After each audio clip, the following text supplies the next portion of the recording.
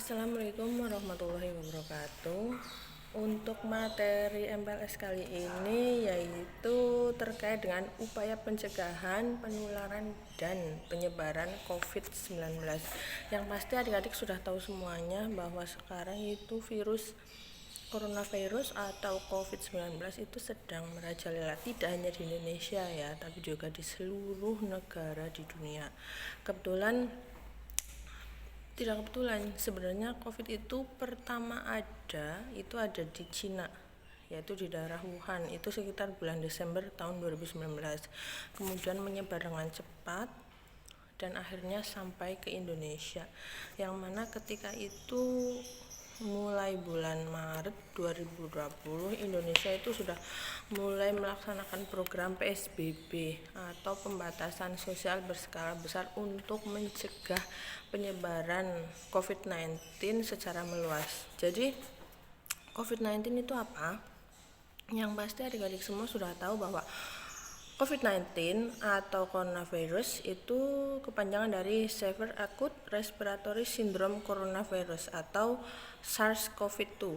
Kenapa kok disebut COVID-19? Karena ditemukan tahun 2019.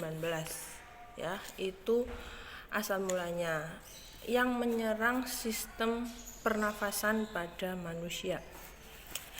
Untuk coronavirus sendiri itu atau COVID-19 itu tidak hanya menyerang pada lansia saja, tapi juga semuanya bisa kena, bahkan bayi yang baru lahir pun itu bisa kena. Lalu bagaimana gejala-gejala coronavirus atau COVID-19? Itu gejala yang umum yang muncul pada penderita coronavirus. Itu adalah yang pertama demam tinggi. Yang dimaksud dengan demam itu adalah suhunya di atas 38 derajat Celcius. Makanya kenapa kok di setiap tempat instansi itu ada beberapa proses pengecekan suhu untuk mengantisipasi, karena gejala awalnya itu adalah itu dari demam itu. Kemudian yang kedua batuk kering, dan yang ketiga sesak nafas. Itu gejala umum. Tapi ada juga gejala-gejala yang awal atau yang dianggap biasa-biasa saja, wah nyong ora apa-apa ora, aman dan sebagainya. Itu tidak, itu antara lain adalah diare, itu salah satu gejalanya, kemudian sakit kepala, kemudian hilangnya kemampuan mengencap dan mencium, jadi mati rasa antara lidah dan hidung, itu tidak bisa merasakan pedas, kecut dan sebagainya. Hidung juga tidak bisa merasakan bau wangi, bau bangkai dan sebagainya. Itu salah satu gejalanya. Juga ruam pada kulit atau yang kita kenal dengan biduan, merah dan sebagainya. Itu adalah gejala umum yang ada pada coronavirus. Secara umum untuk COVID-19 ini itu adalah menyerang, yang paling banyak itu adalah menyerang golongan lansia. Kenapa? Karena daya imunnya itu rendah. Biasanya semakin tua itu daya imunnya rendah. Kemudian ada juga karena penyakit bawaan, penyakit yang diderita oleh lansia tersebut, misalnya hipertensi atau darah tinggi, kemudian diabetes mellitus atau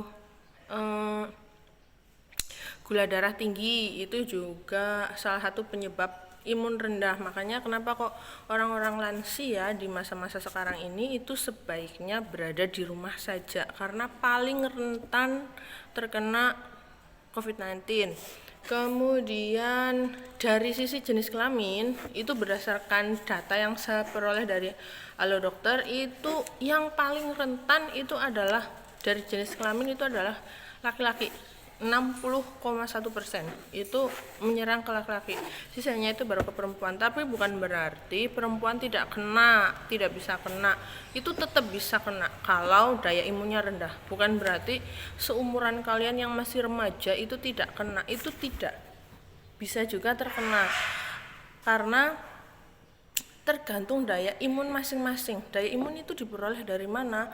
Dari pola makan, jelas ya, pola makannya sehat, tidak senang jajan atau makan makanan instan, Itu yang paling utama. Jadi lebih baik mengkonsumsi makanan rumah. Artinya masak sendiri, mengolah sendiri. Sayur kangkung, sayur lodeh dan sebagainya, tapi yang masak sendiri ya. Kemudian mendoan nggak masalah, tidak harus daging. Yang penting proteinnya tinggi, tahu, tempe dan sebagainya nggak masalah ya.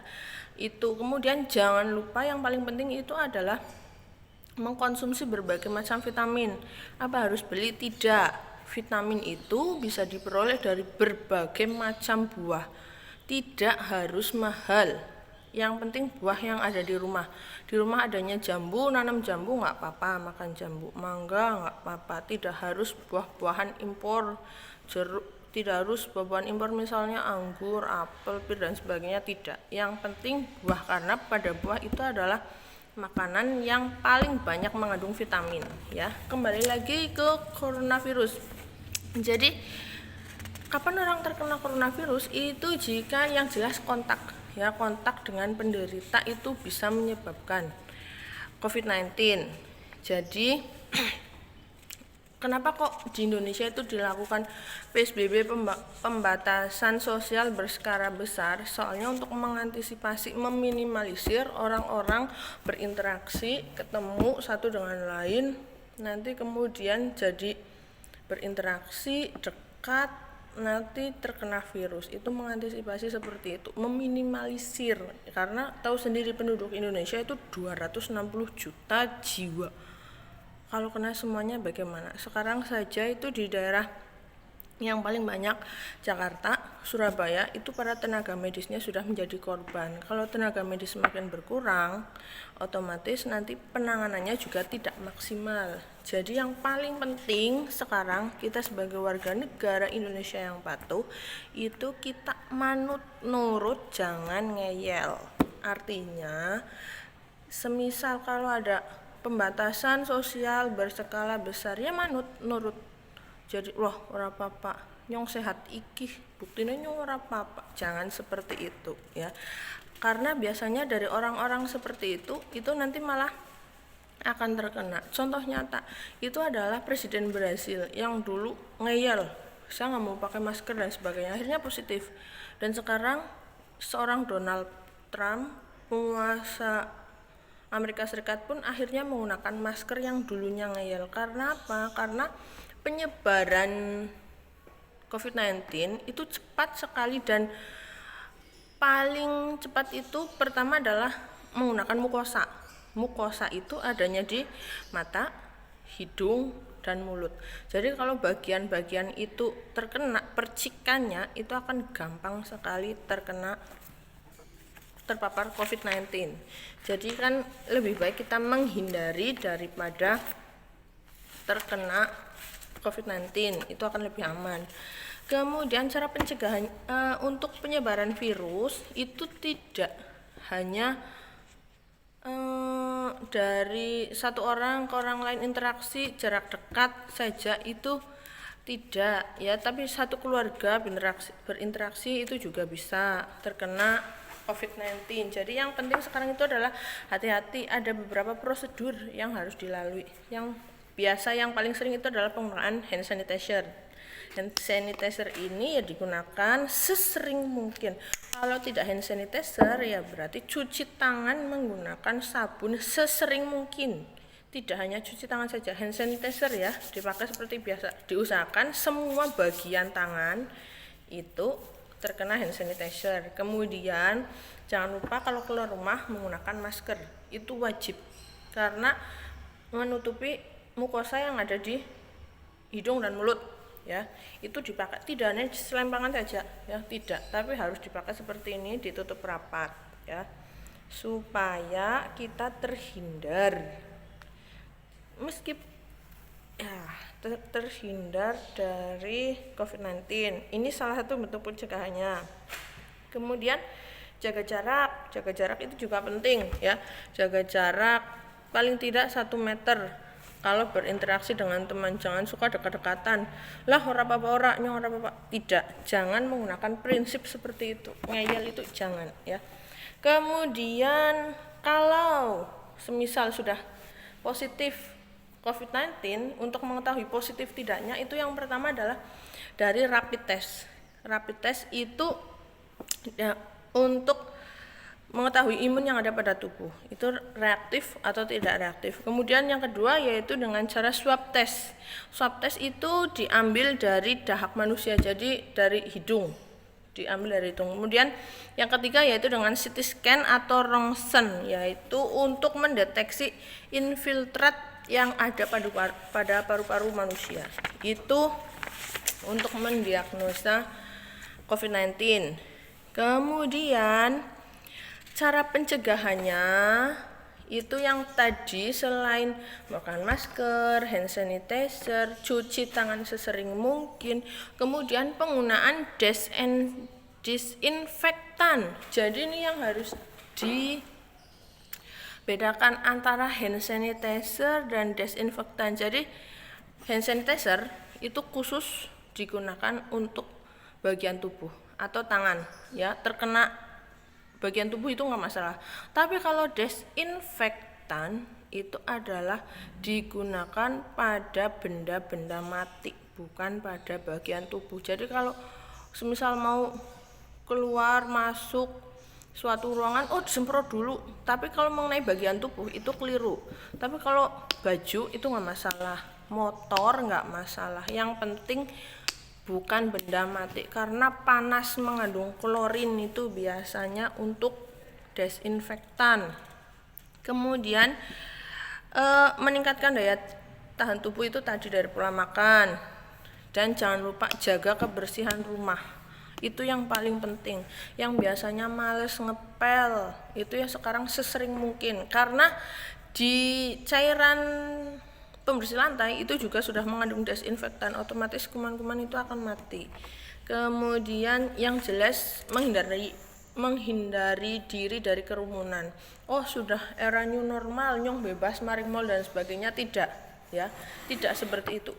Kalau tidak penting-penting banget, tidak usah pergi dari rumah atau keluar rumah. Itu kalau tidak ada kepentingan mendesak, hanya sekedar ketemu teman dan sebagainya, itu malah nanti akan menimbulkan klaster baru. Kemudian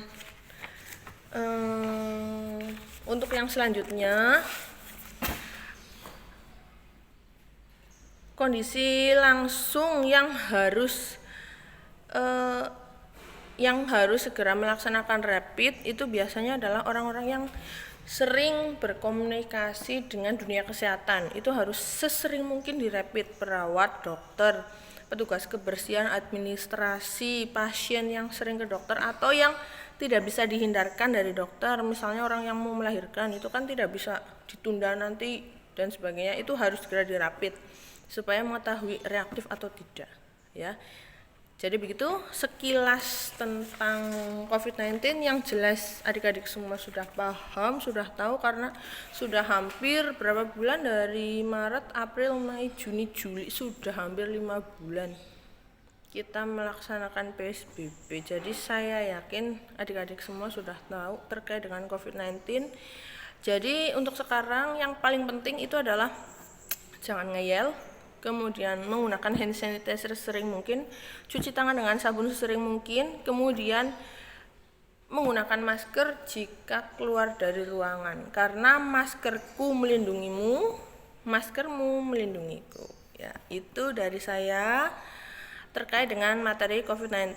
Nah, sekarang tugas dari adik-adik semua, silahkan membuat video tentang pencegahan, penularan, dan penyebaran COVID-19. Antisipasi diri sendiri secara singkat saja. Kalau sudah selesai video itu bisa dikirim ke WA grup SMK Maarif NU 1 Rawalo. Sekian dari saya, semoga bermanfaat. Stay at home, jaga selalu kesehatan, makan makanan bergizi. Terima kasih. Saya akhiri, billahi taufik wal hidayah. Wassalamualaikum warahmatullahi wabarakatuh.